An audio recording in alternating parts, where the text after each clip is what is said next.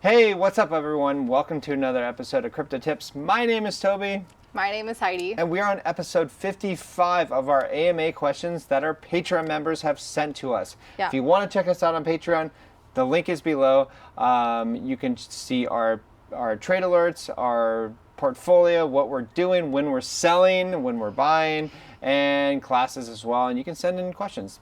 Anyways, let's get into it. You make it sound so nice. Okay, first question. With all the new dApps, chains, features, and greater adoption of crypto assets overall, do you believe we will see a decoupling this cycle? Why or why not? Yes.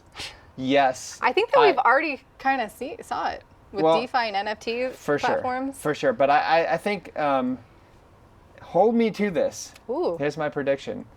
I believe that the closer Ethereum gets to proof of stake, ETH 2.0, I think that, and considering how much it's being burned away right now during this next 2 years, and the multiples of people that are onboarding onto Ethereum, I expect a total decoupling. So it's just going to keep diverging. Yeah, it's gonna slowly do this, and so I'm hoping for that, but I really think that's the only way forward. Just because you're having a decreased supply, you are having more and more people onboarding, and you're going to experience cheaper fees in the future and potentially much faster blockchain. I think that ETH is going to do that, and we are seeing that with a couple of coins as well, like Solana. Like Solana has totally decoupled from Bitcoin. Like I remember when Bitcoin was at 65,000, Solana was what, $10 or something like that. So I forgot. I don't know the exact figure, but it was something around there. We are way higher.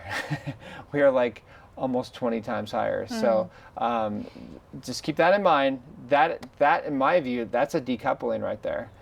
So yeah, Bitcoin, I figure that I feel that Bitcoin is going to definitely rise all boats, but even if it does dump or whatever, like we did a trade alert on Quant the other day before it blew up higher, and I could see that completely decoupling from Bitcoin as well.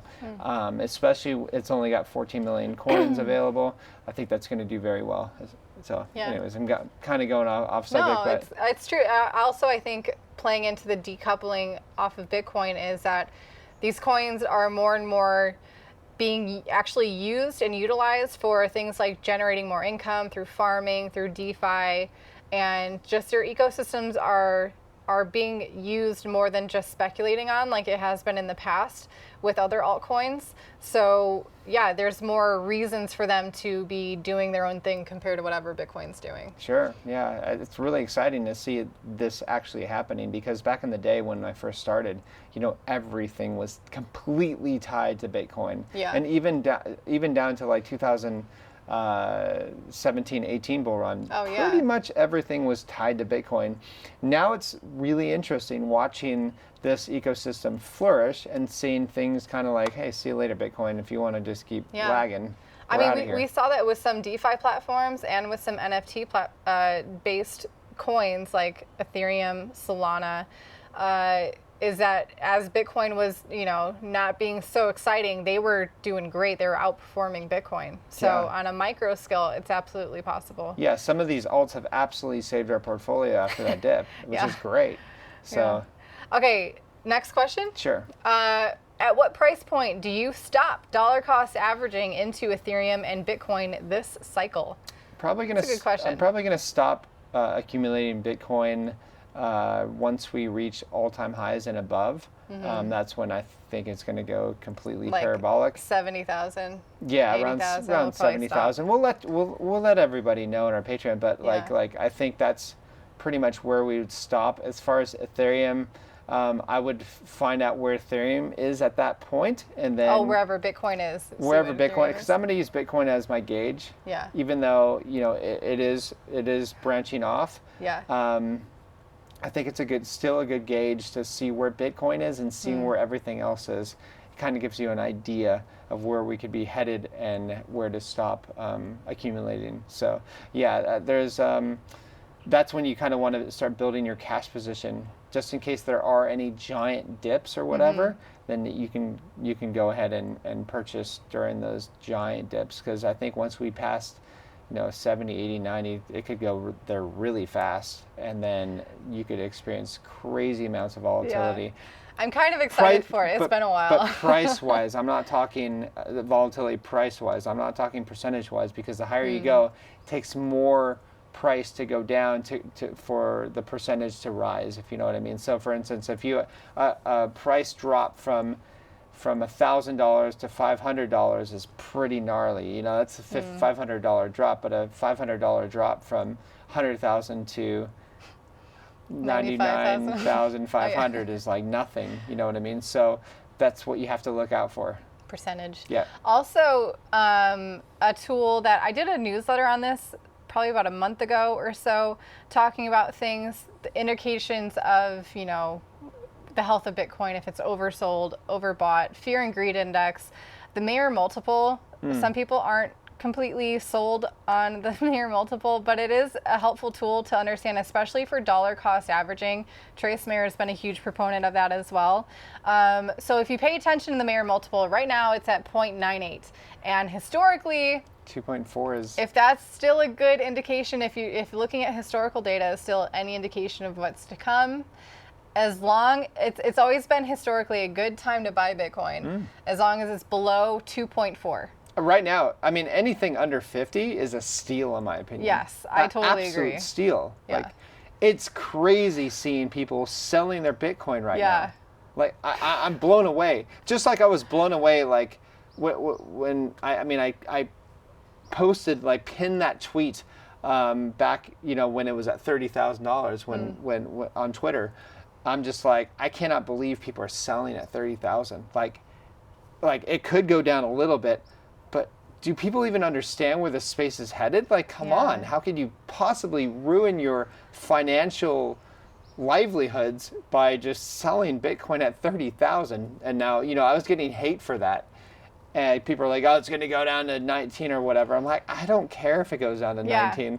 Do you understand what Bitcoin is, first of all? I think the people that are weak-handed don't understand Bitcoin, first of all. And secondly, they don't understand economics or supply and demand, or that it's global, permissionless, and open source. And there's such a limited supply. Yeah, anyways, I could just keep going on and on. I feel like for some people, even it's like those words and the reality of those words, there's like a disconnect. Like when you actually think about the reality of that fact, it's hard coded in Bitcoin, so it's fact. It's not an opinion. We still get people here where we are. Like I was sitting down with one guy on this boat ride to get our visa renewed, and he's like, I still don't get Bitcoin. That's kind of my pet peeve, though. Is like, how do you know? Convince me of Bitcoin. I'm like, bro, you're gonna have to do this on your own. Like, if I could learn it on my own. Like, you have so many tools out there right now, whereas when I started, like, there was nothing. Like, literally nothing. I had to read the white paper and study it and go, wow, I think that's going to change the world. And that's why I was willing to put everything on the line, putting 90% of my paycheck in it, living pretty much on the floor, because I believed in it. Once I read it and, like, I saw it can actually work, I was blown away. Like, I was sold. And I'm like, Heidi, we got to put everything in it. You know what I mean? So we lived on a shoestring budget just because we understand Bitcoin. And that's why it teaches you.